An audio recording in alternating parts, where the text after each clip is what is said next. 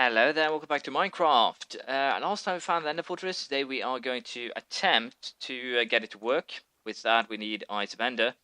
I actually did not notice that I had one eye surviving. I actually brought it with me home. And I already hunted down 7 Endermen. It actually took forever. I had to do quite a bit of mining to pass the time. It started raining, and for those of you who do know, Endermen teleport as soon as something hits them.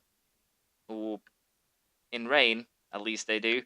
And a raindrop hitting them will make them teleport. So I didn't see a single one until it stopped raining, which was a pain in my ass. Before we go, however, I do have some experience points to use. And that is useless, but hey, thanks for the effort. I should probably just have tried enchanting another bow rather than what I did. I also run out of steak, so I'm cooking some new ones, but until I can do that, we will be living with chicken. So, with that said, what we are going to do now is make our way back, and we're going to activate an ender portal. Wish me luck.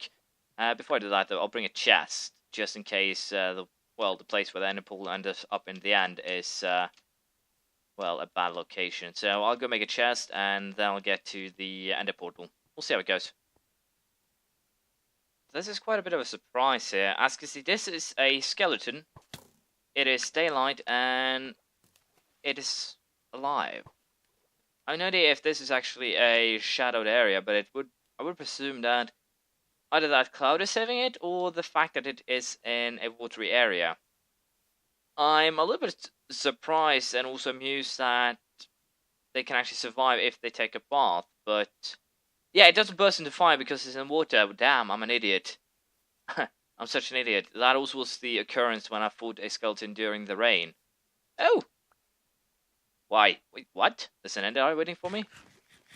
I guess that's one of my... Well, the ones that I sent out to find, but I was probably stupid now. No, here it is.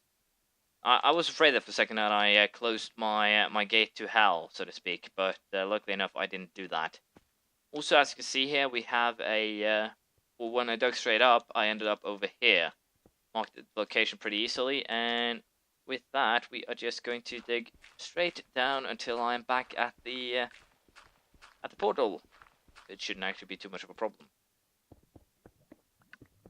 Careful now, do not dig too far down and get fried in lava.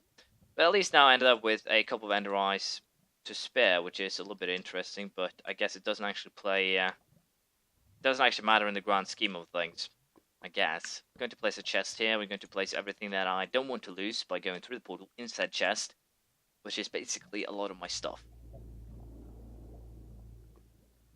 I should probably bring a regular axe and a shovel. Food, not really necessary. Torches, not all of them. Probably 10 should be enough. Dirt, cobblestone, and sandstone with a broth, because that might actually be useful. Other than that, I think I should be fine. So, here we go. To hell! Well, this was a weird spot to spawn in. What the hell kind of Dark Sorcerer is this? Do I really have to dig my way out? That is slightly weird, to be perfectly honest. So I actually have to dig a tunnel up first, so I'll be right back while I dig, or I'll save you the digging, but once I break through, I'll get back to you. So yeah, I didn't actually require that much digging to break through, and the area that I spawned as is actually really right next to said dragon, so we're going to go for fetching my equipment and fighting it. So, spawn-wise, it's not that horrible, it's actually pretty damn good. And with that, I just realized what an idiot I am. You can't actually get back without dying, which is horrible. So I guess the only thing I'll do right now is just see if I can get my way up to the top of those, destroy some of the crystals while we wait for dragon to appear, and dragon.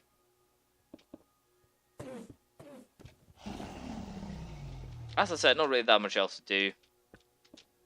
But I will die here. Let's just be perfectly clear about that. I'll die and then I'll go home. Bye bye, cruel world. Well, that was horrible, but as I said, I'll get back in, then we'll see how it goes. Hello there, I'm finally back at the bottom, and I realized I made another mistake when I put things in the chest. I didn't put my armor, so, well, I brought out the diamond set, and that should make things a little bit interesting. Here we go, this time.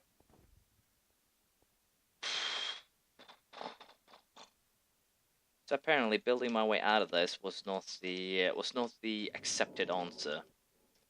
But yeah, what we have to do here, I think, is kill off those things first. There we go, got one of them. And hopefully I can get them without messing with the Enderman here, but at least I'm getting my stuff back. Apparently not!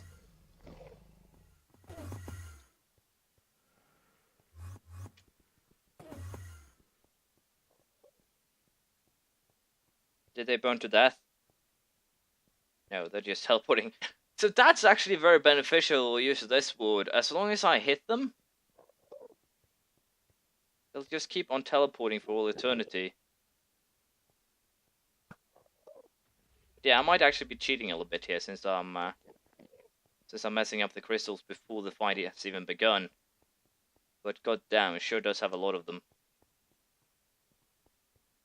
Dragon hasn't actually shown its silly face yet. There we have it.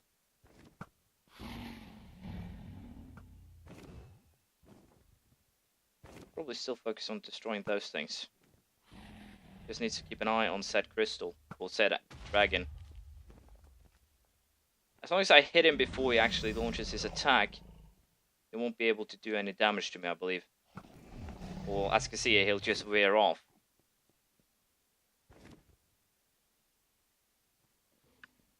Hello there, welcome back. Due to recording error, I, well, ended up missing a little bit of part of the battle here. I haven't actually fought the dragon yet. I've just been firing at the crystal poles up top, and aimed at destroying them. Now, however, we'll be going up against the dragon himself. I need to figure him out. We'll see where it is first. So, as you can see, as long as you actually hit him, he will not be able to continue his charge, which is really beneficial. But I need to destroy those crystals first and foremost.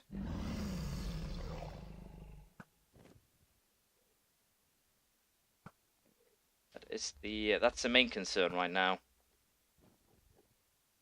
But as you can see, as long as you hit the dragon on his way in, he won't actually be able to do any damage to you. Really beneficial.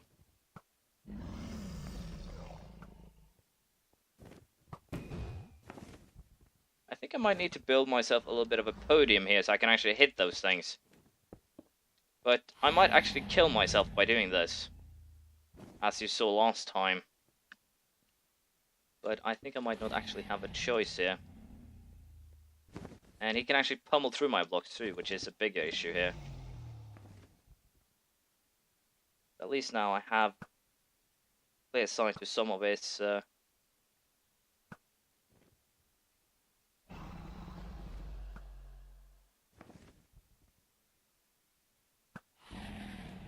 crystals here. And I'm a really bad shot, I've also realized. Back off, you bloody fool. I'm really glad I have infinity on this thing. There we go. Did the Ender Dragon just flee battle?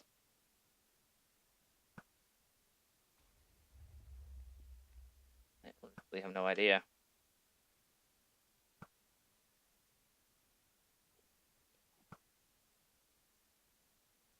I think I need to get a little bit closer, which is a risk here. The Ender Dragon will come back.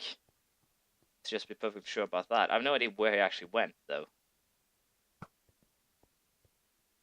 But once I've destroyed these healing crystals of his, things should get quite a bit easier.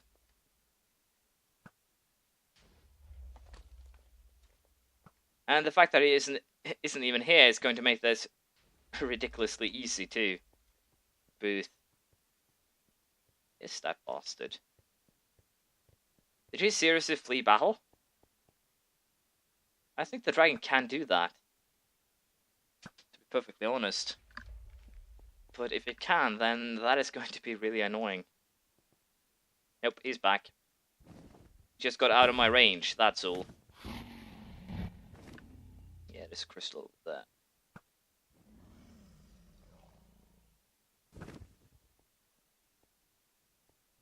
There's a crystal up there. Now, the problem is, as I said, these crystals are so goddamn high that I'm going to have a hard time actually getting up to them.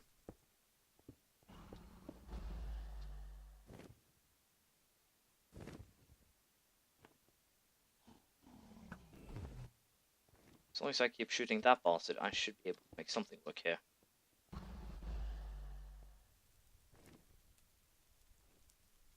The Enderman isn't really an issue here because you'll usually be aiming over their heads.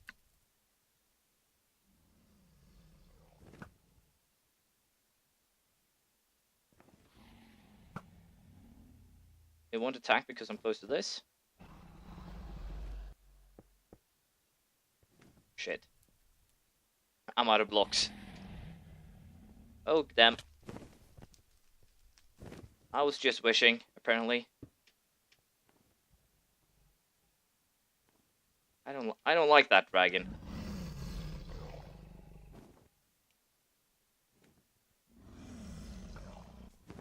See, there's one up there, but I probably can't hit it from here.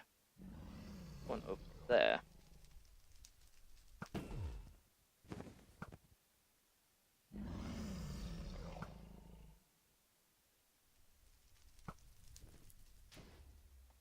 I hit it?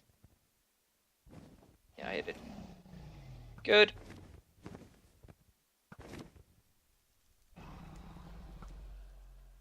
Hit that too. Very nice. Bastard is running out of things to for places to heal, but there's still a lot over there, which is the more annoying part of this.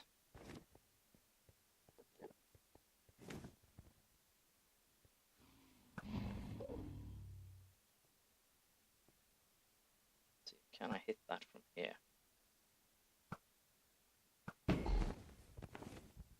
As you can see, I'm not really fighting the dragon, I'm just fighting his crystals at this point. And the reason why I'm quiet is because I'm focusing quite a bit. Come on.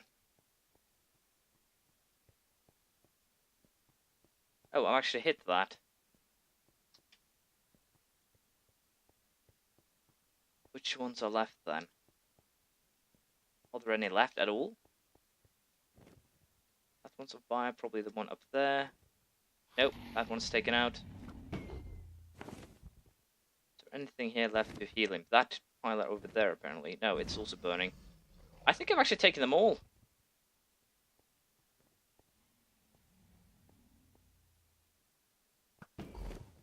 And that, I think, is going to make this a lot easier.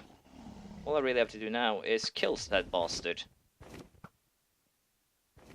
And as long as he keeps on charging me like this, that is going to be child's play. Hopefully, as I said, there aren't any healing crystals left, but I really don't know. I can't see him getting back any health, so I think I might have gotten them all.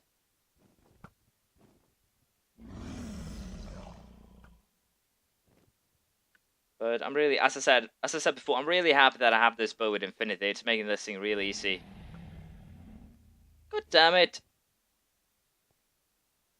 Trying to shoot down a dragon ain't really easy. Ain't easy at all. But this is a lot more boring than I anticipated, probably due to that only real way to actually get down this guy is to use a bow and arrow. Come to Papa. I only want to tickle you a little bit with a sharp object.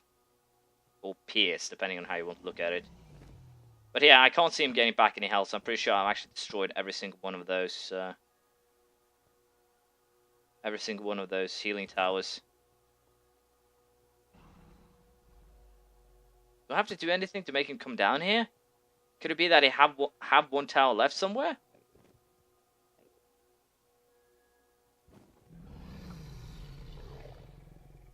Can't see him getting back any health, so I don't think so, but even so, it's kind of silly that he's not getting down there at all. Makes this far harder than it needs to be. Okay, my bad. It was just playing coy.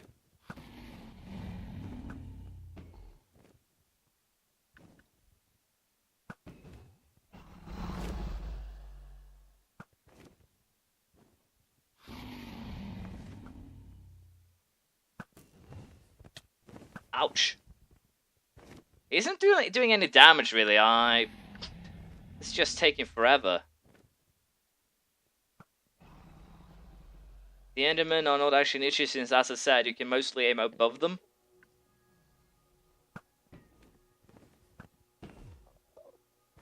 He only has a ton of health, that's the real issue here. And I'm bad with the bow, that is the second issue.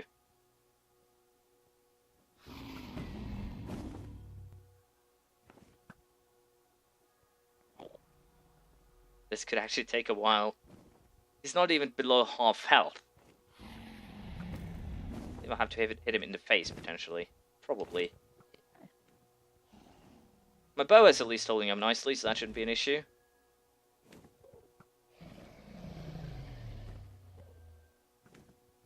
Can you please stop turning around? Getting dizzy here. Ow, hit in the air. You stopped before you even got close to me, you goddamn pansy.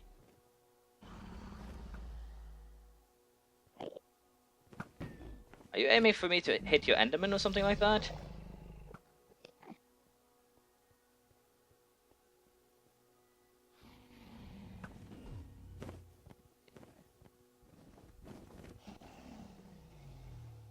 Come to Papa. I really should have made a power bow. This would have gone a lot faster.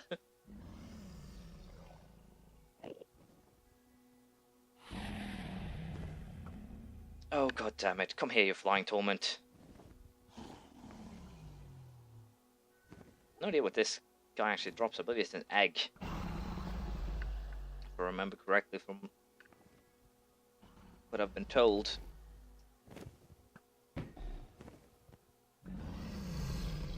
It's at least taking a little bit of damage, so that's a positive. Going to come dangerously close to that Enderman. Oh, so if I hit him on its way in, he'll just continue. I should probably just have changed to a sword and whacked him with it.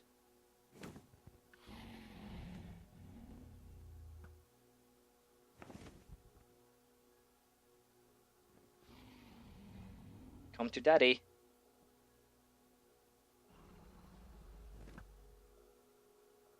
I'm really bad with this bow.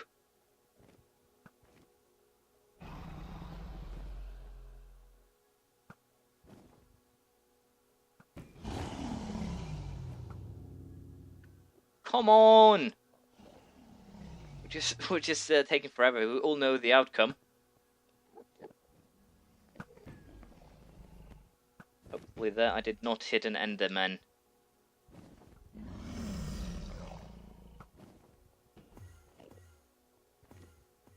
Okay, why did these guys just start teleporting? Did I look at one?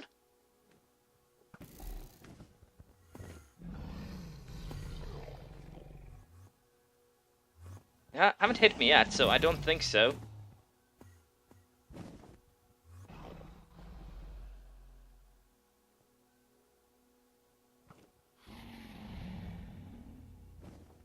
It's a little bit. I was a little bit frightened there, to be perfectly honest. It kept on teleporting in my face. Those two, yeah. I think something went wrong with their programming. Either that, or they are trying to get everyone to kill me. Might actually be a plausible explanation for this. Come here, you goddamn lizard.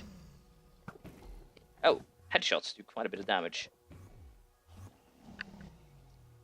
I'm just sure here that one of those Endermen will teleport in my face. And then I'll hit him with my bow. I'm almost 100% sure that is going to happen.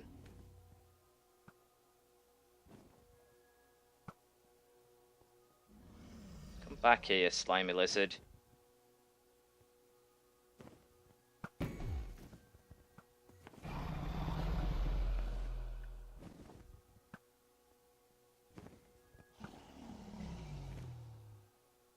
I'm getting hungry from just standing still and firing a bow at that thing.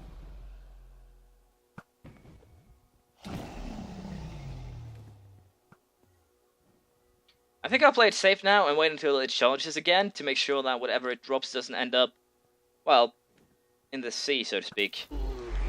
There we go! The demon has died.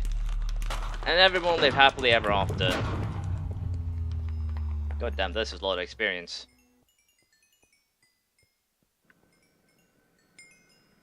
Level 70? What the hell? What the hell? What the bloody hell? Come on. See, that dragon egg, how do I get my hands on that?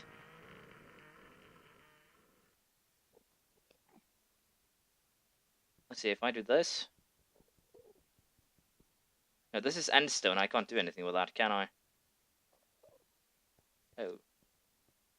Oh, there it is. I believe I have to do this. Do this, then we place a torch, then we do this.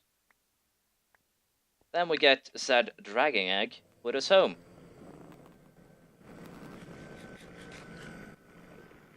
And apparently they did not like that, so let's abandon ship and go home.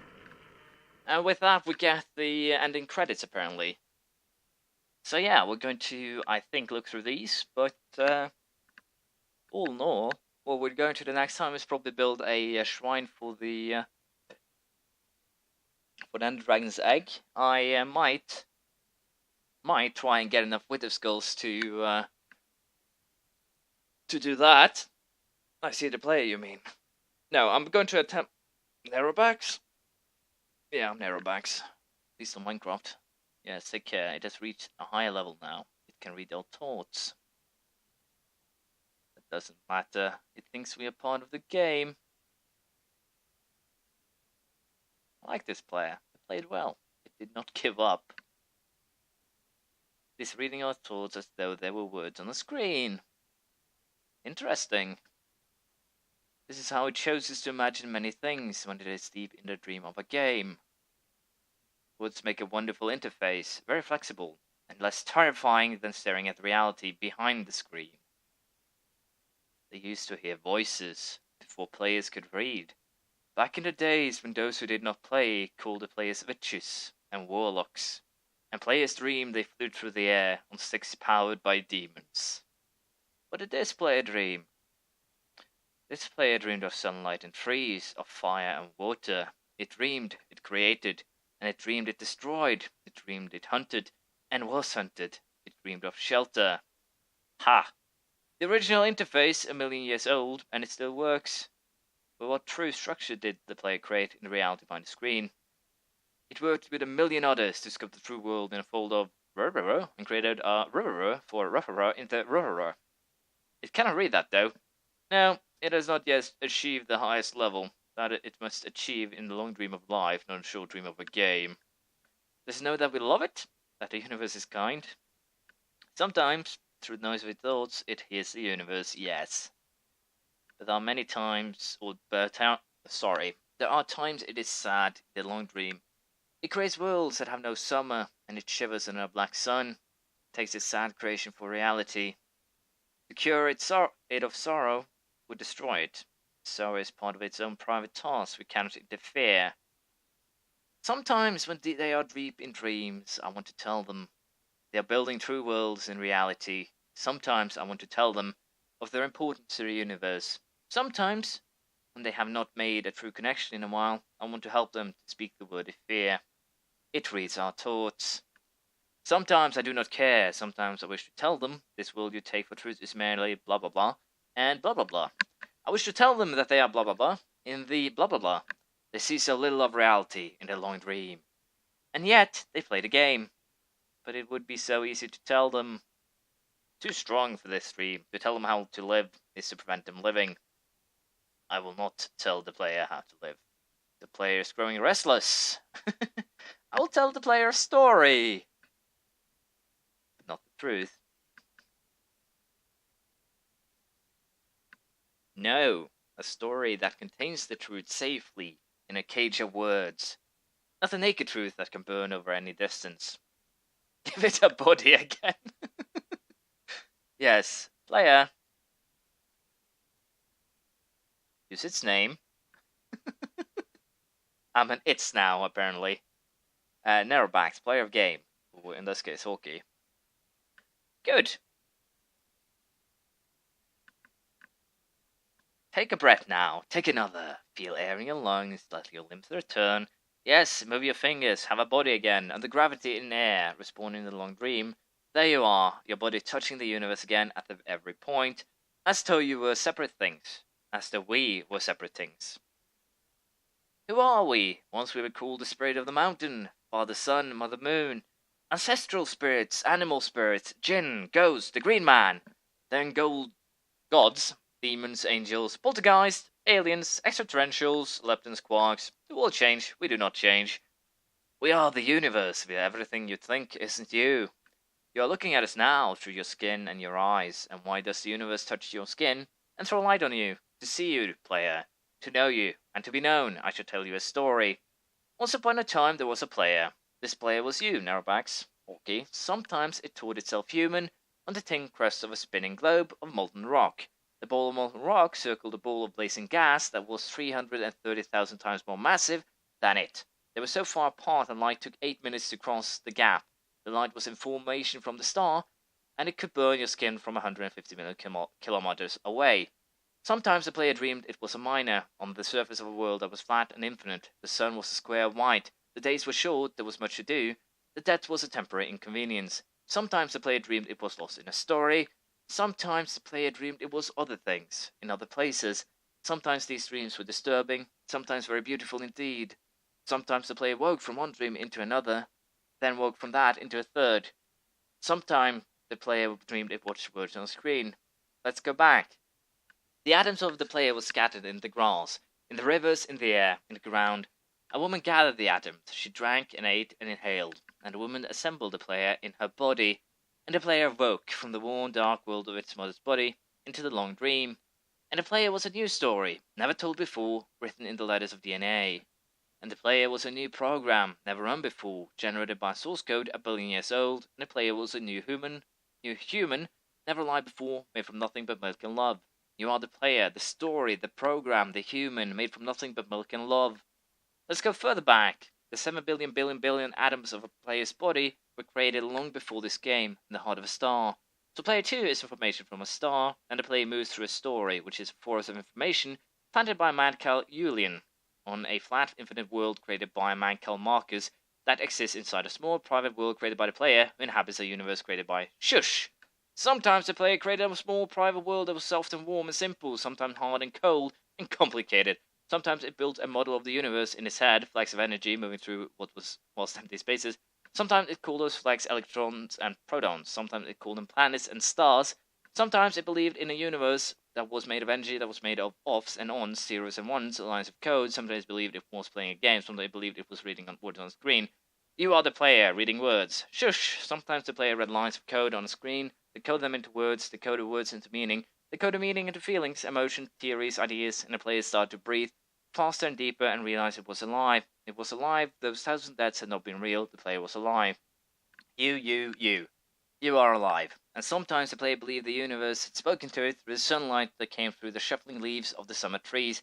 And sometimes the player believed the universe had spoken to it through a light that fell from the crisp night sky of winter, where a fleck of light in the corner of the player's eye might be a star 1,000,000 times as massive as the sun, bonding its planets to plasma in order to be visible for a moment to a player, walking home at far side of the universe, suddenly smelling food, almost at familiar door, about to dream again. And sometimes the player believed the universe had spoken to it through the zeros and ones, through the electricity of the world, through scrolling words on the screen at the end of the dream. And the universe said, I love you. And the universe said, you have played the game well. And the universe said, everything you need is within you. And the universe said, you are stronger than you know. And the universe said, you are the daylight. And the universe said, you are the night. And the universe said, the darkness you fight is within you. And the universe said, the light you seek is within you. And the universe said, you are not alone. And the universe said, you are not separate from every other thing. And the universe said, you are the universe, tasting itself, talking to itself, reading its own code. And the universe said, I love you because you are love. The game was over and the player woke up from his dream. And the player began a new dream. And the player dreamed again, dreamed better. And the player was the universe, and the player was love. You are the player. Wake up.